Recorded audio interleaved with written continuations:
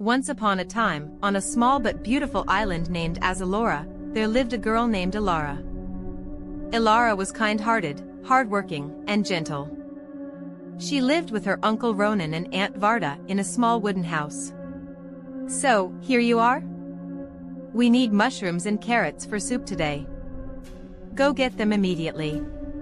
Aunt Varda, I just returned from the market. I'm very tired.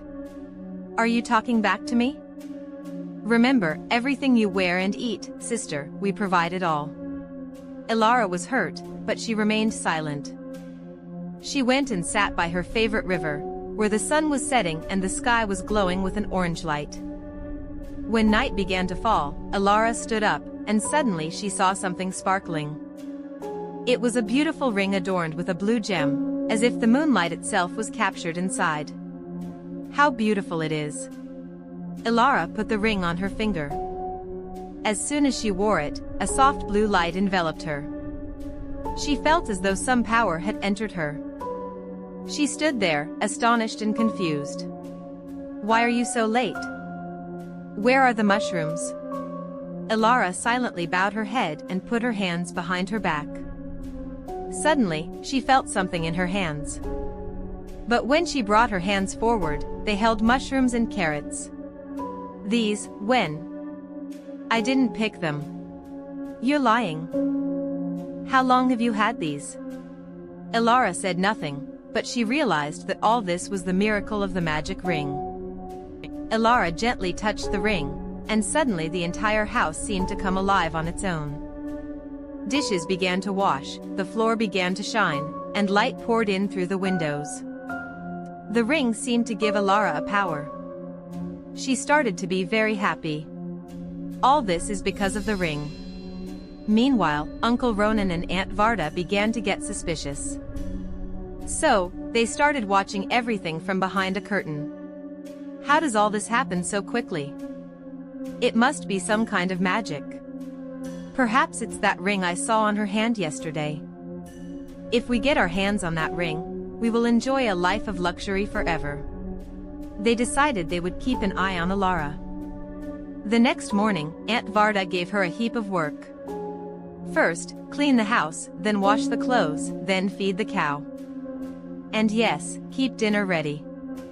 But she and Uncle Ronan hid behind the curtain. A few moments later, they saw Elara gently touch the ring, and suddenly the entire house seemed to come alive on its own.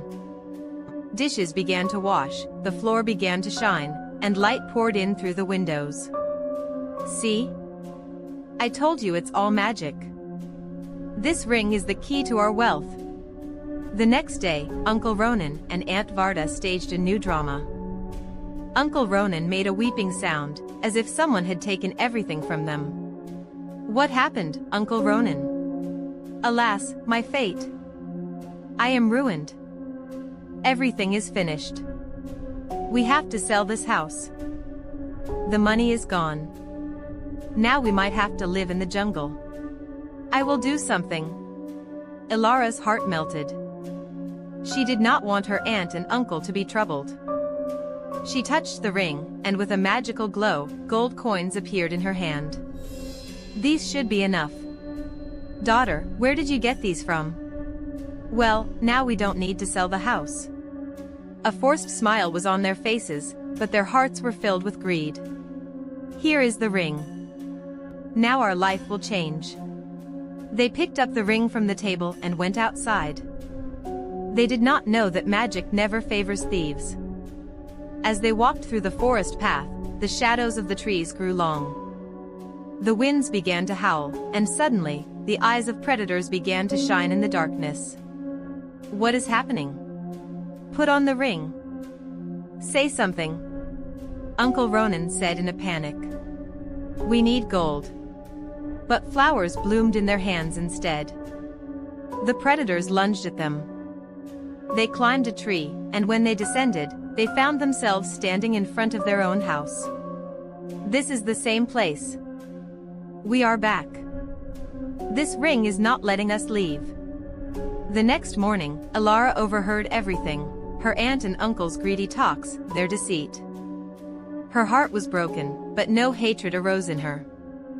She left all the necessary household items and the gold coins, and quietly walked toward the forest. Perhaps this is better. It was nighttime. The moon was full in the sky. Elara was walking alone among the trees. The air was damp, the light was magical. Suddenly, there was a movement in the bushes. Elara advanced, trembling. She looked behind the bush. A white wolf emerged. There was no anger in its eyes, but a sense of familiarity. "I won't hurt you." The wolf seemed to understand her. It slowly came closer and sat beside her. Thus began a unique friendship, a girl and a white wolf bound by magic. They both walked out of the forest. A few days later, Elara reached a valley. Between mountains bathed in golden light stood a desolate castle, silent, as if holding its breath. People said that the prince of that place, Prince Tristan, had been imprisoned for years by a sorcerer's spell, neither alive nor dead, just a body of stone. If my intentions are true, then free him. A spark returned to the prince's stony eyes. He began to breathe. He looked at Elara in amazement. "Who are you?" "Just a girl who prayed for help." With the prince's freedom, lightning flashed across the sky. Clouds gathered, the wind picked up, and darkness spread through the atmosphere of the castle. Then, a black smoke gathered at the castle gates. From this smoke emerged a frightening figure. "Morthos. Who broke my captivity? Who is it who dared to break the magic of years?" "I am that person, man, and this girl is with me. We are against tyranny, and your magic will no longer keep anyone captive." Morthos laughed, a laugh that made the walls tremble. He raised his hand and a bolt of black lightning. "I come on the side of justice." Prince Tristan cut the magic with his sword, but Morthos's spell was not weak. In a moment, he created dozens of shadows and attacked them.